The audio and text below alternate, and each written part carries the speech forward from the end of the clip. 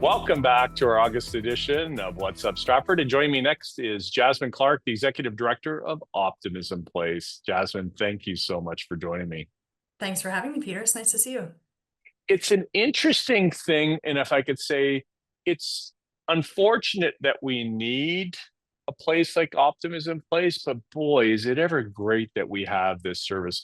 So for people that are not familiar, started in 1983, tell us about Optimism Place in general. Yeah. So we are Perth County's only emergency shelter for women and their children who are experiencing violence.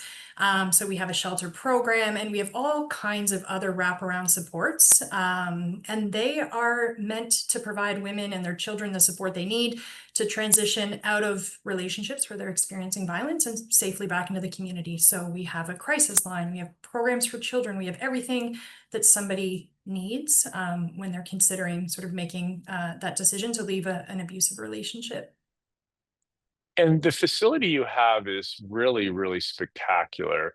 So tell us about just the wonderful things about the additional 10 beds and what else you've come to make a dream a reality last year.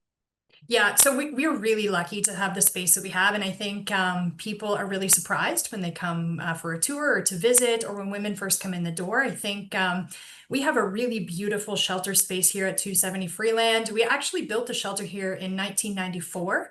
Before that, we actually existed in a red brick house on Downey Street. And so we built the shelter in 1994. And then last year we went through a major expansion. So we basically doubled the size of the shelter, which included our backyard. But the shelter is bright and it's accessible and it is all things you might not expect when you think of a shelter. And, most of the members of our community won't ever need to use Optimism Place, but for those that do, we're really proud to offer such a great space for them and for their children. It was a big capital campaign. Tell us about the success of that. Yeah, we were blown away by the generosity of the community.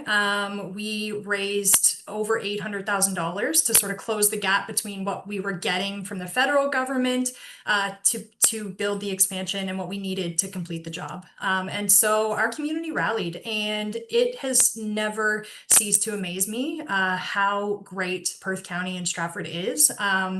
To support the work that we do here at OP. And so, yeah, we raised that money in a little less than a year and we completed the build in a little less than a year. So we've gone through a full year now with our new expanded capacity, and we have increased our ability to support people by almost 50%. Last year, we saw 46% more women and 35% more children come through our doors. So it's been really amazing. And this summer was some great stuff in the backyard. So what kind of improvements did you make there? Yeah, so our backyard's twice the size. What people might not know is we actually even have a little splash pad in our backyard. We have a sandbox. We have a ton of space where kids and their moms can just relax, and have some recreation time. Families play together. We've spent time painting. We just painted our playhouse. It's a really inviting space. It's quiet. It's, a place to sort of get out of your mind and just sort of be in nature. It's beautiful. And you can see pictures of it on our website, on our social media. People, I think are always curious. And so we try to give people a good look at, what you can expect when you come into the shelter. And we're really proud of the space that we have. Yeah, I love it. Do you have any other services you provide other than shelter? Yeah, we have lots of other services. So we have services for children. We provide a lot of transition supports around housing to help people find safe and affordable housing. And we have a crisis line that people can call just for support. They don't need to come into a program or the shelter. They can just call and talk to our staff when they might need it. Well, Jasmine, thank you very much for your leadership.